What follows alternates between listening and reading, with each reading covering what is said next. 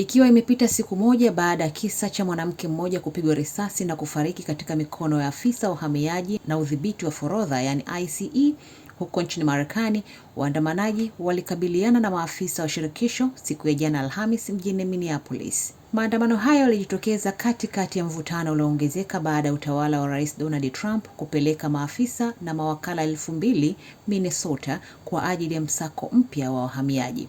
Mauaji ya Rene Good mwenye umri wa miaka 37 siku ya Jumatano yalisababisha mvutano kati ya maafisa wa shirikisho wa jimbo kuhusu iwapo tukio hilo lilionekana kuwa la haki na iwapo wakala wa utekelezaji wa sheria wa Minnesota una mamlaka kulichunguza. Kumekuwa na taarifa zenye utata kuhusu namna tukio hilo lilivyotokea.